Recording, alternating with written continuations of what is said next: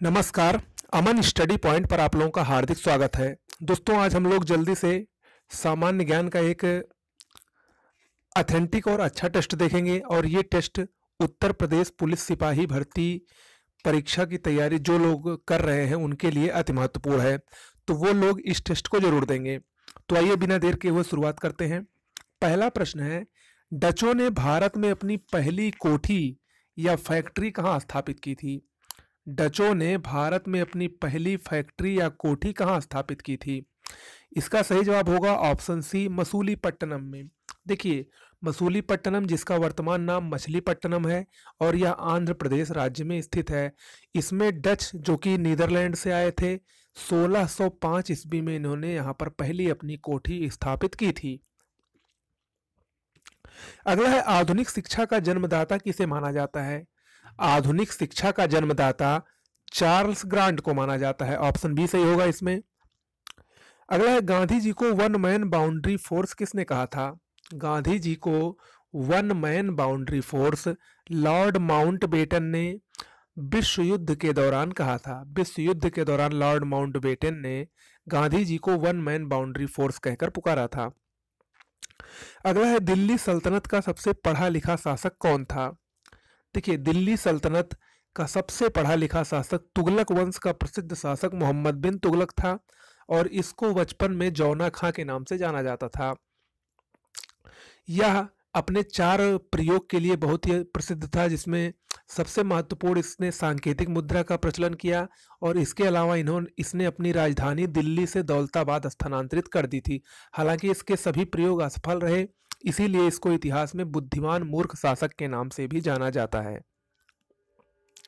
अगला है, बीबी का मकबरा किसने बनवाया था? बीबी का मकबरा, जिसको राबिया उद दौरानी का मकबरा भी कहते हैं और यह महाराष्ट्र के दौलताबाद में स्थित है, इसे औरंगजेब ने बनवाया था और यह औरंगजेब की पत्नी का ही मकबरा है। अगला है, नालंदा विश्वविद्यालय की स्थापना किसने की? नालंदा विश्वविद्यालय के बारे में आप लोग जानते हैं, यह भारत का सबसे प्राचीनतम विश्वविद्यालय है और यह प्राचीन काल से ही शिक्षा का सर्वप्रमुख केंद्र रहा है, आकर्षण का केंद्र रहा है। इसकी स्थापना परवर्ती गुप्त शासक कुमार गुप्त ने की थी। चलिए, अगला है, संसद का गठन संविधान के किस अनुच्छेद में है? संसद का गठन संविधान के अनुच्छेद 79 में है। ऑप्शन बी सही होगा। अनुच्छेद 79 में कहा गया है कि संविधान जो है, भारतीय संविधान, वो 3 तत्वों से मिलकर बना है, जिसमें लोकसभा, राज्यसभा और संसद शामिल हैं। लोकसभा, राज्यसभा और राष्ट्रपति शामिल हैं। अगला है, निम्न में से किस राज्य में लोकसभा में 2 सीट है? आपको बता रहा है इन चारों राज्यों में से कौन सा राज्य ऐसा है जिसमें लोकसभा में 2 सीटें हैं। इसका सही जवाब होगा ऑप्शन सी। देखिए, त्रिपुरा में लोकसभा की 2 सीटें हैं और बाकी तीनों जगह 1-1 सीटें हैं।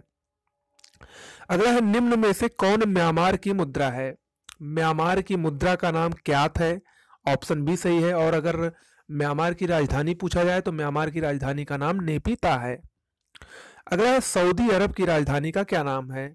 सऊदी अरब की राजधानी का नाम रियाद है। ऑप्शन सी सही होगा, रियाद। चलिए, अब अगला प्रश्न है, कछुआ वन्य जीव विहार उत्तर प्रदेश के किस जिले में स्थित है? कछुआ वन्य जीव विहार ये उत्तर प्रदेश के वाराणसी जिले में स्थित है। ऑप्शन सी सही होगा इसमें। अगला है, उत्तर प्रदेश में सबसे कम वर्षा किस जिले में होती है? देखिए, उत्तर प्रदेश में सबसे कम वर्षा वाला जिला मथुरा जिला है। और अगर प्रश्न आ जाए कि उत्तर प्रदेश में सर्वाधिक वर्षा वाला जिला कौन सा है, तो उसका सही जवाब होगा गोरखपुर। यानी उत्तर प्रदेश में सबसे ज्यादा वर्षा गोरखपुर जिले में और सबसे कम वर्षा मथुरा जिले में होती है। अगला है, निम्न में से किस जिले की सीमा नेपाल से नहीं सटी है? नेपाल जो कि भारत का एक पड़ोसी देश है और उसकी सीमा उत्तर प्रदेश के 7 जिलों से लगती है। इन चारों ऑप्शनों में से देवरिया जिला ऐसा है जिसकी सीमा नेपाल से नहीं सटी है, तो यहाँ पर ऑप्शन सी सही होगा। और बाकी अगर आप लोग मैप देखेंगे तो महाराजगंज, श्रावस्ती और बलरामपुर की सीमाएं नेपाल से सटी हैं। अगला है, राष्ट्रीय चीनी अनुसंधान संस्थान कहाँ पर स्थित है? राष्ट्रीय चीनी अनुसंधान संस्थान उत्तर प्रदेश के कानपुर में स्थित है। कानपुर में राष्ट्रीय चीनी अनुसंधान संस्थान स्थित है। लेकिन अगर प्रश्न आ जाए कि राष्ट्रीय गन्ना अनुसंधान संस्थान कहाँ स्थित है, तो राष्ट्रीय गन्ना अनुसंधान संस्थान उत्तर प्रदेश की राजधानी लखनऊ में स्थित है। अगला है, भारतेंदु नाट्य अकादमी की स्थापना कब हुई थी? भारतेंदु नाट्य अकादमी जो कि राजधानी लखनऊ में स्थित है, इसकी स्थापना 1975 में हुई थी। अगला है, उत्तर प्रदेश में किसान बही योजना की शुरुआत कब हुई थी? उत्तर प्रदेश में किसान बही योजना की शुरुआत 1992 ईस्वी में हुई थी। ऑप्शन बी सही होगा इसमें। अगला है, यदि किसी वस्तु को एक दर्पण के सामने निकट रखने पर प्रतिबिंब सीधा बने किंतु दूर रखने पर प्रतिबिंब उल्टा बने तो वह दर्पण होगा। एक बार फिर से मैं प्रश्न पढ़ रहा हूं, इसका उत्तर आप लोग सोच समझ कर दीजिए। यदि किसी वस्तु को एक दर्पण के सामने निकट रखने पर प्रतिबिंब सीधा बने किंतु दूर रखने पर प्रतिबिंब उल्टा बने तो वह दर्पण अवतल दर्पण होगा। ध्यान रखिएगा हमेशा, वो कौन सा दर्पण होगा? अवतल दर्पण होगा। ऑप्शन बी इसमें सही होगा। अगला, प्राकृतिक गैस का मुख्य अवयव है। प्राकृतिक गैस का मुख्य अवयव मेथेन होता है, CH4, और प्राकृतिक गैस में मेथेन की लगभग 80% मात्रा पाई जाती है। अगला है, वायुयान में ईंधन के रूप में प्रयोग किया जाता है। वायुयान में, एरोप्लेन में ईंधन के रूप में एथिल अल्कोहल का प्रयोग होता है। एथिल अल्कोहल हम लोग जानते हैं, इससे शराब भी बनती है। इसका प्रयोग वायुयान में ईंधन के रूप में भी होता है। अगला है, ओजोन परत के विनाश से प्राणी मात्र को किस रोग का भय है? ओजोन परत जो कि समताप मंडल में पाई जाती है, यह सूर्य से आने वाली हानिकारक पराबैंगनी किरणों को रोकती है। अगर इसका विनाश होगा, इसमें धीरे धीरे छिद्र बढ़ता जाएगा, तो सूर्य से आने वाली पराबैंगनी किरणें ज्यादा मात्रा में पृथ्वी तक पहुंचेगी और इससे सबसे ज्यादा खतरा स्किन कैंसर का रहता है, यानी त्वचा कैंसर का। तो इसका सही जवाब ऑप्शन बी होगा। अगला है, गंगा नदी की एकमात्र सहायक नदी जिसका उद्गम मैदान में है, उसको चिन्हित करिए।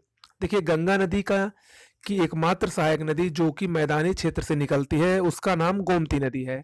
गोमती नदी बहुत ही मोस्ट इंपॉर्टेंट ये प्रश्न है। इसका उद्गम पीलीभीत जिले के फुलहर झील से होता है। अगला है, निम्नलिखित में से किसे भारतीय अशांति के जनक के रूप में जाना जाता है? देखिए, भारतीय अशांति का जनक इंडियन अर्नेस्ट के लेखक वैलेंटाइन सिरोल ने लोकमान्य बाल गंगाधर तिलक को कहा था। ऑप्शन सी इसमें सही होगा। अगला, स्वर्णिम चतुर्भुज परियोजना का संबंध किसके विकास से है? स्वर्णिम चतुर्भुज परियोजना का संबंध राजमार्गों के विकास से है। ऑप्शन ए सही है। स्वर्णिम चतुर्भुज परियोजना ये भारत के 4 प्रमुख महानगरों दिल्ली, मुंबई, कोलकाता और चेन्नई को आपस में राष्ट्रीय राजमार्ग नेशनल हाईवे द्वारा जोड़ती है। अगला है, निम्न में कौन सी पर्वत श्रेणी अंटार्कटिक महाद्वीप को 2 बराबर भागों में विभाजित करती है? देखिए, अंटार्कटिक महाद्वीप को 2 बराबर भागों में विभाजित करने वाली श्रेणी का नाम है क्वीन मॉड श्रेणी। क्वीन मॉड श्रेणी, ऑप्शन ए इसमें सही होगा। तो दोस्तों, ये हुआ आज का हमारा 25 प्रश्नों का टेस्ट और उम्मीद करते हैं कि आप लोगों को हमारा टेस्ट अच्छा लगा होगा। अच्छा लगा हो तो हमारे चैनल को शेयर, लाइक और सब्सक्राइब करना ना भूलें। मिलते हैं अगले टेस्ट में, तब तक के लिए नमस्कार।